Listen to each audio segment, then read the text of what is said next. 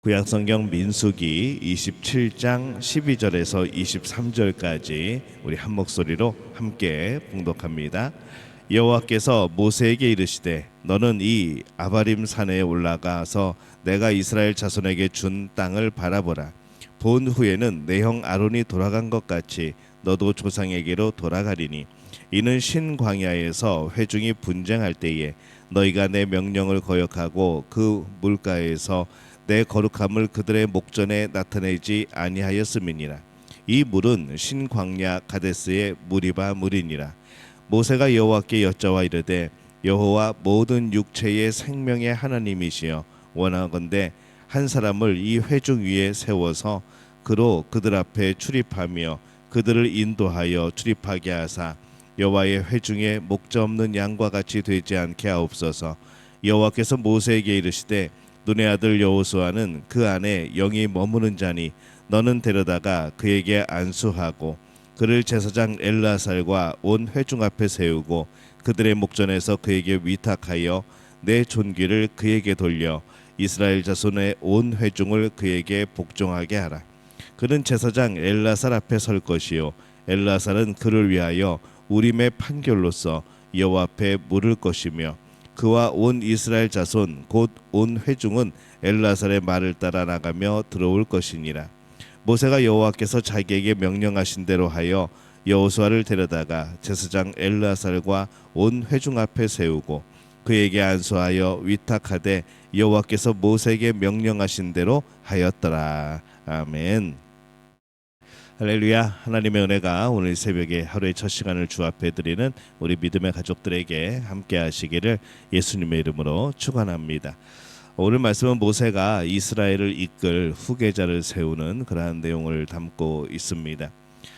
가나안 땅의 분배에 대해서 말씀을 하시고 또 슬로브앗의 딸의 소망의 믿음을 또 칭찬하신 후에 하나님은 모세를 느보산에 오르게 하십니다. 오늘 12절의 말씀에 여호와께서 모세에게 이르시되 너는 이 아바림 산에 올라가서 내가 이스라엘 자손에게 준 땅을 바라보라 이렇게 말씀을 합니다.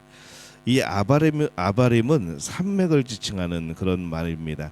그래서 그 산맥의 최고봉 이제 느보산 때로는 비스가산이라고 칭하기도 합니다. 이제 그곳에 오르라라고 말씀을 하시는 거죠. 이 하나님은 모세에게 이스라엘 백성들이 들어갈 땅을 미리 보게 하십니다. 근데 아주 또 분명하게 또 말씀도 하시죠. 13절에서 14절에 보면은 본 후에는 내 형 아론이 돌아간 것 같이 너도 조상에게로 돌아가리니 이는 신광야에서 회중이 분쟁할 때에 너희가 내 명령을 거역하고 그 물가에서 내 거룩함을 그들의 목전에 나타내지 아니하였음이니라. 이 물은 신광야 가데스의 무리바 물이니라 이렇게 말씀을 합니다. 이 모세는 그 땅에 들어가지 못할 것이라라고 말씀을 하죠.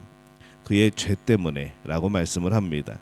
그래서 이 후계자를 세워야 한다는 지금 말씀을 또 사명을 하나님께서 주시고 있습니다. 이 하나님의 말씀에 모세가 뭐 불평을 하거나 아니면 뭐 그것에 대해서 용서를 구하거나 다른 것을 하지 않습니다. 그대로 하나님의 말씀에 순종을 하고 수용을 하죠. 그가 이렇게 말합니다. 16절에서 17절에 보면은 여호와 모든 육체의 생명의 하나님이시여 원하건대 한 사람을 이 회중 위에 세워서 그로 그들 앞에 출입하며 그들을 인도하여 출입하게 하사 여호와의 회중이 목자 없는 양과 같이 되지 않게 하옵소서 이렇게 하나님 앞에 구합니다. 자기 대신에 한 리더를 세워주시기를 요청하는 거죠. 이스라엘 백성이 목자 없는 양같이 되지 않기를 또 간절한 마음으로 요청을 합니다. 자기 자신이 가나안 땅에 들어가지 못하는 것이 굉장히 아쉬울 텐데 그럼에도 그것을 아쉬워하기보다는 이 백성들이 잘 들어갈 수 있도록 그렇게 리더를 요청하는 그러한 내용입니다. 근데 그것보다도 더욱더 참된 지도자의 모습은 그가 자신만이 이스라엘 백성을 이끌 수 있다는 생각을 가지고 있지 않았던 것이죠. 이스라엘의 리더는 오직 하나님 한 분이라는 것, 한 분뿐이라는 것, 이것을 그가 알고 있었다는 겁니다. 이스라엘의 인도자, 이스라엘의 지도자, 이 리더는 오직 하나님 한 분입니다. 그리고 하나 더 이야기하고 싶은 것은 그가 헛된 희망과 거짓 믿음을 가지고 있지 않았다는 겁니다. 이 상황에서 많은 사람들은 자신들이 이 상황에 처했다면은 어떻게 할 것인가? 많은 사람들이 자기도 가나안 땅에 들어가게 해달라고 여기까지 이 백성을 이끌고 왔는데 그래도 가나안 땅에는 들어가야 되지 않겠냐고, 하나님의 약속의 땅에 그래도 발은 디뎌 봐야 되지 않겠냐고, 그렇게 아마 때를 쓰는 그런 모습들이 많을 겁니다. 또 그것을 믿음이라고 생각하는 그런 사람들도 참 많을 겁니다. 여전히 가나안에 들어갈 것이라는 희망을 갖는 것이 믿음이라고 착각하는 경우가 있다는 것이죠. 근데 그것은 이 리더의 입장에서는 자신의 인생에 자신이 자기 자신의 인생의 리더라고 여길 때 우리 그렇게 착각을 하게 될 때에 이제 그런 생각과 그런 욕심들이 나는 겁니다. 때로 믿음은 거짓된 희망을 버릴 수 있는 용기를 또 우리에게 줍니다. 거짓된 희망 또 거짓된 믿음을 버리고 이 하나님의 인도하심에 순종하는 것이죠. 무엇보다 중요한 것은 순종하는 겁니다. 내 욕심보다 앞서는 것은 하나님께 대한 순종인 것이죠. 모세라고 어떻게 가나안 땅에 들어가고 싶지 않겠습니까? 이제 바로 목전에 두고 있는 그 땅을 바라보면서 그 땅에 들어가서 하나님이 주신 그 약속이 이루어지는 모습, 또 하나님께서 주신 그 땅의 복됨을 어떻게 보고 싶지 않겠습니까? 그러나 그 부분에 대해서 이 모세가 아무 말도 하지 않습니다. 그대로 순종을 합니다. 이 모세의 모습이 참 안쓰러우면서도 이게 굉장히 멋있는 것이죠. 우리가 그 모습을 배워야 될 필요가 있습니다. 자신의 죽음을 알리는 하나님께 모세는 순종합니다. 결정하시는 리더는 오직 하나님 한 분이기 때문인 것이죠. 모세 자신에게도 모세의 모든 것을 결정하시는 분은 하나님 한 분인 겁니다. 더 나아가서 이스라엘 백성들의 모든 것을 결정하고 이끌어 가시는 분도 하나님 한 분이라 그는 고백을 합니다. 이 하나님은 모세의 후계자로서 여호수아를 세우라 합니다. 18절의 말씀에 보면은 여호와께서 모세에게 이르시되 눈의 아들 여호수아는 그 안에 영이 머무는 자니 너는 데려다가 그에게 안수하고, 이렇게 되어 있습니다. 이 하나님께서 이스라엘을 이끌 모세의 후계자로 여호수아를 세우라고 말씀하는 것은 곧 하나님께서 이스라엘의 진정한 리더라는 것을 의미를 합니다. 신앙인이 어떤 단체에서든지 리더가 될 때에 기독교인 리더로서 가장 중요한 덕목이 뭘까라고 생각하게 될 때에 하나님이 유일한 리더이시다라고 고백하는 겁니다. 그것을 알지 못하면은 리더로서 일을 하면서 교만하거나 때로는 절망하게 될 겁니다. 하나님이 이끌어 가시고 하나님이 책임자이시고 하나님이 지도자라 우리가 그 믿음을 가지고 일을 하게 될 때에는 이 하나님이 주시는 힘과 그 능력과 지혜가 임할 겁니다. 그러나 하나님이 리더가 아니고 내가 리더라고 하게 될 때에는 우리는 우리의 연약함에 절망하게 될 것이고, 때로는 뭐가 더 잘 될 때에 우리는 그 일로 인하여서 하나님이 리더라는 것을 잊어버리고 교만하게 되어질 것이기 때문입니다. 어느 순간이든지 교만하거나 절망하는 것은 하나님이 리더인 것을 잊어버릴 때 나타나는 현상이라는 것이죠. 우리가 어떤 행사를 이끌고 때로는 어떤 일들에 대해서 우리가 하나님의 자녀로서 그 일을 이끌어 나가고 그럴 때에 정말 우리가 기억해야 될 것은 하나님이 리더라는 것이죠. 우리 인생은 우리가 원하는 방향, 내가 살고 싶은 방향으로 살아가는 것이 아니라 하나님이 인도하시는 방향으로 살아가는 겁니다. 그래서 그 모든 순간이 하나님이 우리의 인도자라고 하는 것이죠. 하나님께서 여호수아를 이스라엘의 리더로 세우게 하십니다. 여호수아는 리더십이 증명된 사람입니다. 그러나 이 여호수아가 모세보다 뛰어나지는 않습니다. 더 뛰어난 모세가 아니라 아직 여러모로 부족한 여호수아가 이스라엘의 리더가 되어도 사실은 아무 상관없습니다. 왜 그럴까요? 하나님이 리더이기 때문에 그렇습니다.